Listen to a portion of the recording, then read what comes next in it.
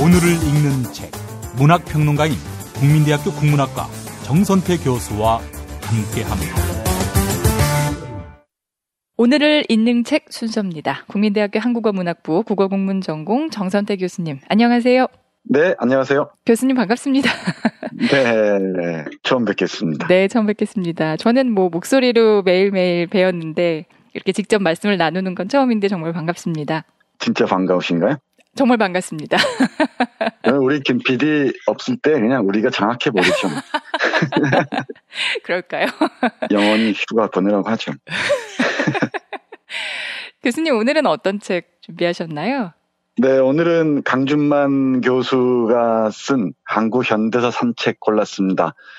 이 책은 1940년대부터 2009년까지를 다루고 있는데요.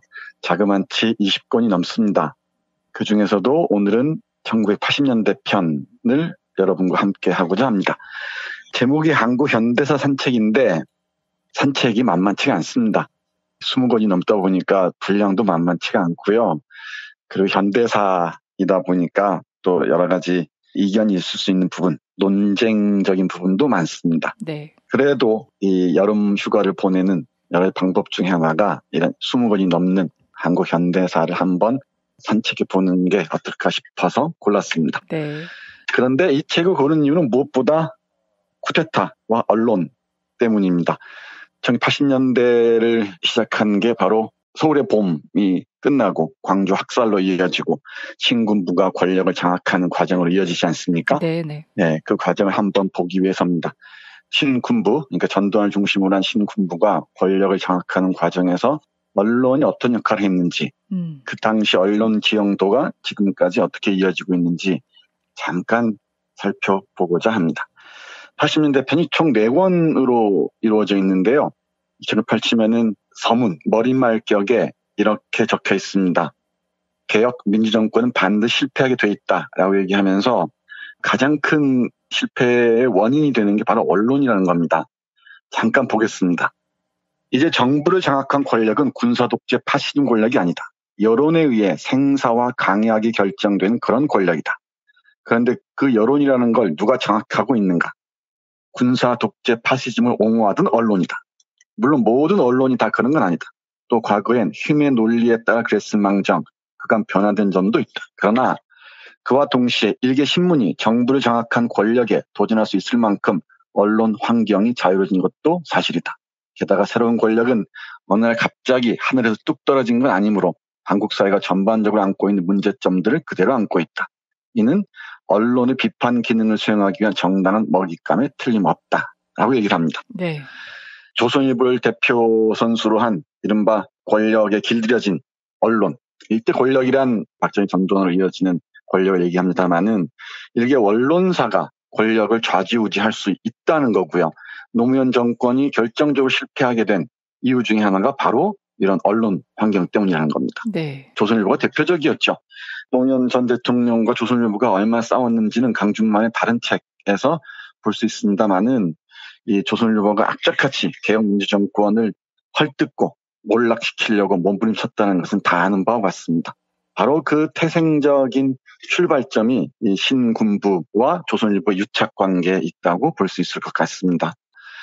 김보영 아나운서 혹시 K공작이라는 말 들어보셨습니까? K공작이라는 거는 그거 아닌가요? 예전에 하나회에서 오공정권이 언론 장악을 해야 된다 그래서 K공작이라는 이름으로 그 언론 장악을 했던 일들을 이야기하는 거 아닌가요? 네, 맞습니다. 맞습니다. 우리 김PD도 훨씬 나으십니다. K공작이 킹공작이죠. 전두환 대통령 만들기 공작인데 바로 이 언론이 K공작의 전위대를 자처했고요. 네. 그 맨 앞에 선 사람이 바로 선우희라는 조선일보 주필이었습니다.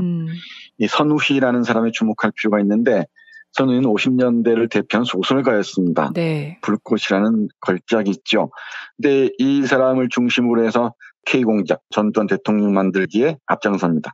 그 대표적인 게 산케이 신문과 회견에서 1980년 1월 30일에 선우희 조선일보 주필은 이미 신군부가 언론 통제를 하는 걸 정당화하는 아주 아름다운 말씀을 하십니다. 네. 조선일보가 앞장서서 모든 서울의 봄이 꿈으로 돌아가고 광주 학살을 거치고 하면서 이제 전두환 대통령 만들기에 본격적으로 앞장섭니다.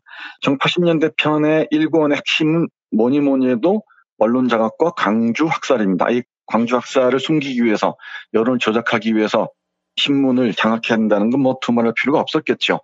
조선일보의 혁혁한 공이 어떤 상황까지 이르렀는지 잠깐 보겠습니다. 네. 조선일보의 전두환 찬가가 실려 있는데 아주 유명합니다. 우리 촛불혁명 때 쿠데타를 기획했던 자들의 음모를 한번 똑똑히 기억하기 위해서라도 80년대 이 환경을 제대로 우리가 기억해야 할 필요가 있을 것 같습니다. 조선일보가 지금까지 어떤 짓을 하고 있는지 그 기원에 해당하는 전두환 찬가를 잠깐 보겠습니다. 육사의 혼이 키워낸 신념과 의지의 행동, 인간 전두환. 그가 육사를 지망한 것은 적의 군하에 짓밟힌 나라를 위하는 길은 내 한몸 나라에 던져 총칼을 들고 싸우는 길밖에 없다는 일념 때문이었다. 불의를 보고 참지 못하는 천성적인 결단은 그를 군의 지도자가 아니라 온 국민의 지도자상으로 클로즈업 시키기에 부족함이 없다. 1.12 사건만 해도 그렇다. 정승화 육군 참모총장 쪽에 서면 개인의 영달은 물론 위험 부담이 전혀 없다는 걸 그도 잘 알았으리라. 이미 고인이 된 대통령의 억울함을 규명한다고 하여 누가 알아줄 리도 없는 일이다. 그러나 그가 배워오고 익혀온 양식으로선 참모총장이 아니라 그보다 더 높은 상관일지라도 국가 원수의 시에 직간접적인 혐의가 있는 사람이면 누구든지 그 혐의가 규명되어야 바른 일이었다. 그가 보여준 일련의 행위는 육사에서 익히고 오랜 군대 생활에서 다져진 애국심을 바탕으로 한 도덕적 행위라는 게 주의의 얘기다. 변화는 고통이다. 그러나 그것은 어느 때 어느 사회에서나 필요한 것일지도 모른다. 나라를 만들기 위해 잠시의 고통을 참고 견디는 길만이 우리 모두가 승리하는 길이다. 어떠한 국민도 정치에 참여할 수 있다면서 어떠한 일이 일어나더라도 군인만은 절대로 중립을 지키고 오로지 군사적인 임무에만 전념해야 한다고 생각하는 데는 분명히 사고와 인식의 맹점이 있다. 군의 정치적 중립의 원칙은 정치 사회가 군으로 하여금 중립을 지킬 수 있도록 순리에 의하여 이루어져서 사회의 안정이 유지될 때만 가능한 것이지, 군이 일진보하여 나라의 강력한 구심체를 형성하고도 지도력을 발휘하는 것 또한 이 나라에서 현실을 사는 논리의 필연적인 귀결인 것이다. 네, 이 정도만 있죠. 네. 이게 1980년대 우리 언론을 장악하고 있었던 조선일보의 아름다운 목소리입니다. 전두환을 철저하게 영웅으로 내세우고 조작하는데 기여를 하죠. 네. 그리고 그 버르장머리가 지금까지 고스란히 이어지고 있습니다. 김대중 간첩 조작 사건에 혁혁한 공을 세운 것도 조선일보고요. 네. 그리고 노무현을 저 비극에 치닫게 한 것도 중대한 공을 세운 게 바로 조선일보입니다. 그 뒤를 따라서 동아일보, 중앙일보 따라다니죠. 바로 그 현장에 지금 우리가 있다는 것도 아울러 생각하셨으면 좋겠습니다. 네. 80년대를 우리가 다시 기억한다는 것은 촛불 쿠데타를 음모했던 기무사를 어떻게 응징해야 할 것인지를 배우기 위해서이기도 합니다. 상상이 지나지 않았다거나 이런 소리를 하는 정치가들이 있던데 하태경인가 그랬을 겁니다. 그런 못된 버르장머리를 지금의 뿌리 뽑지 않으면 다시 한번 반복될 겁니다. 이번 주에 쿠데타 특집으로 다시 한번 말씀드리겠습니다만은 이 못된 버르장머리, 이 정치 군인들이 등장해서 권력을 장악하고자 하는 음모들은 일본 육군에게서 배운 겁니다.